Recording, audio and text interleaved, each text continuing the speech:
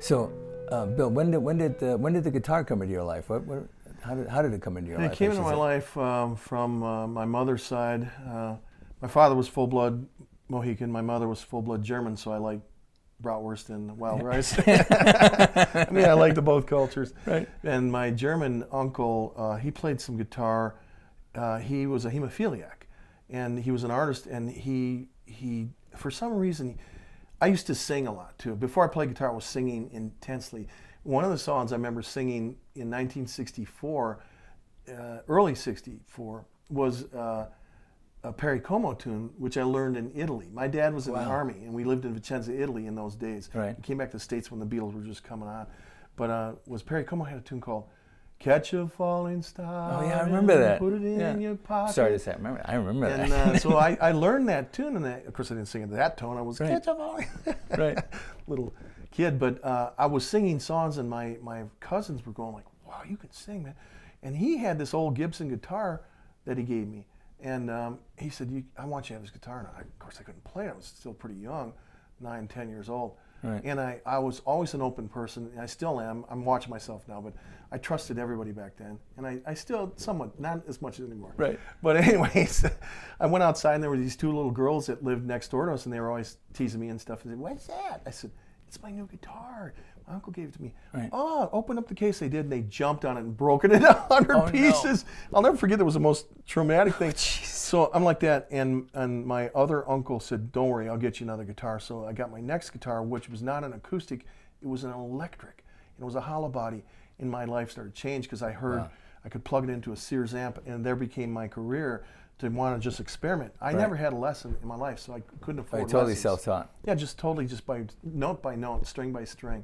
All right. And I learned that way. And I don't know, like I said, I was also playing the trumpet at that time. Right. Oh, okay. I'd played trumpet until 7th and 8th grade from grade school. Oh, okay. Grade school. Yeah. Yeah. So, at some point, you decided, obviously, I want to play with a group. I want to get on stage. I want to entertain. So how did that come about? It was a trick. Actually, I didn't want to do that. I was really? very shy. Yeah, I'm not shy now. Obviously, I can talk your head off. Right. But I was in college going to art school, and my roommate, we lived in a dorm. He goes, because I used to sing at night to him, and he goes, "Dude, you should be in a band." I go, "No, man, I don't want to be in a band. I'm too embarrassing." I wasn't dating. I was a total geek beyond belief.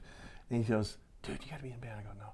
So the next night, he sees this ad with these guys who are Vietnam veterans and older than me and everything, and they said, "We need a guitar player. Please call us if we need a lead singer for our band called Morning Star." I think it was called Morning Star. They were local guys in Wisconsin.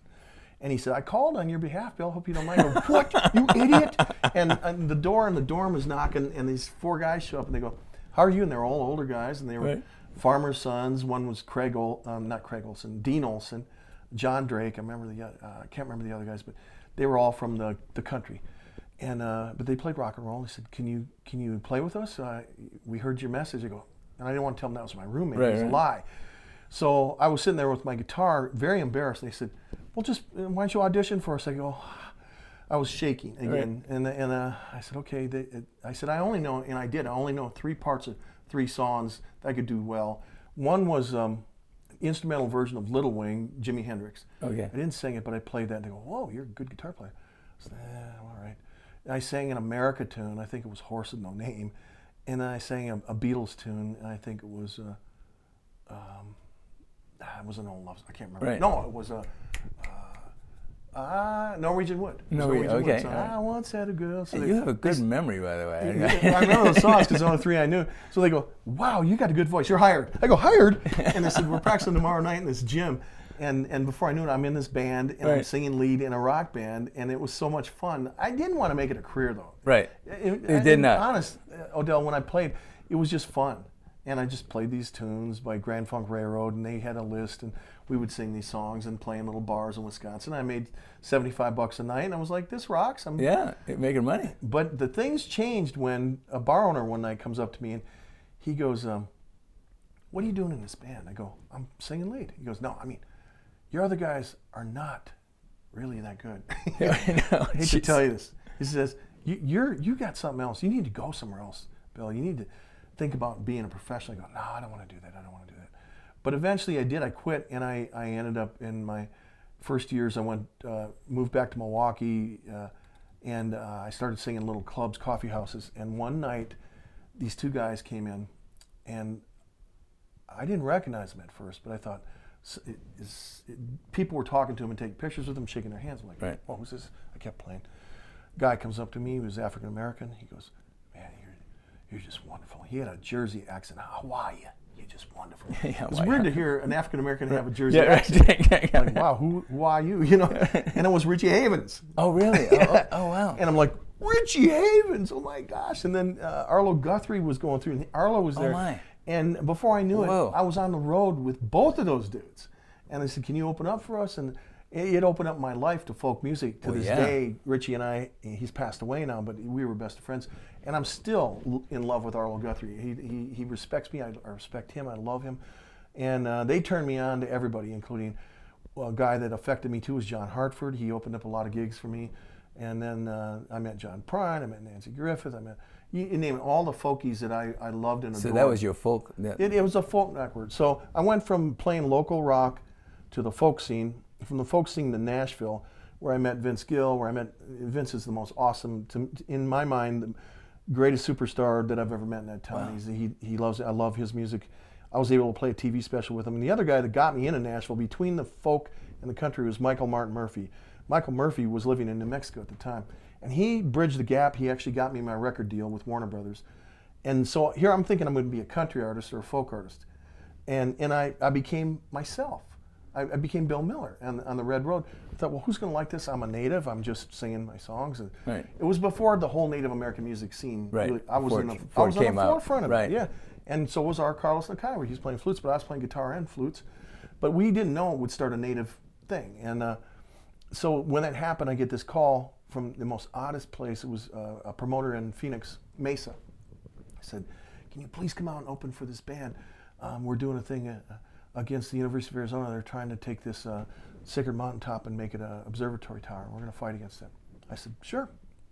Who do I open up for? He said, you ever heard of Pearl Jam? I go, at the time I never heard of them. I didn't even listen to the radio. I said, nah. I said, send me their CD. And I go, holy crap, this is rock and roll, man. And then before I knew it, I'm with Pearl Jam. Nice. And Eddie and the band, I just admire those guys. They're excellent musicians. And I got to be with Pearl Jam for a few dates on that, and that opened the door for Tori Amos.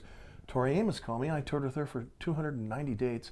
Wow. And from that, I got Austin City Limits. I got the soundtrack for Pocahontas, which I played your flutes on. Right. And I played another album called Approaching Thunder, which was featured on Sex and the City. The last episode to Sex and the City. I remember. It's a hot tub scene. Approaching Thunder. It's on the D minor double flute of yours that I'm playing.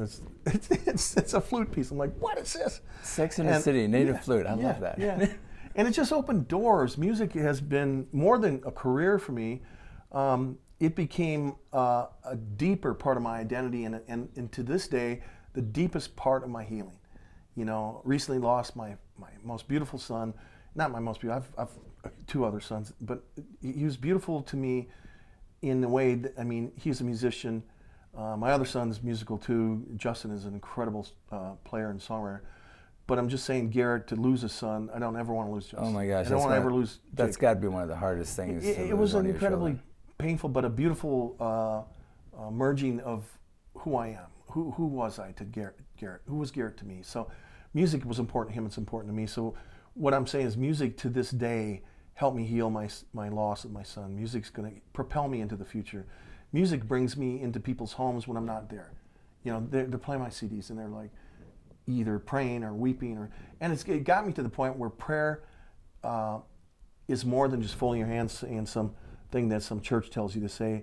I tell people, if you're going to communicate with God, you better speak in your own voice. You better speak from your own heart. You better speak from your own identity, or I hate to tell you, God's not going to recognize you. And so when I speak to God, the majority of time that I'm in prayer, I'm playing this thing, or I'm playing this thing.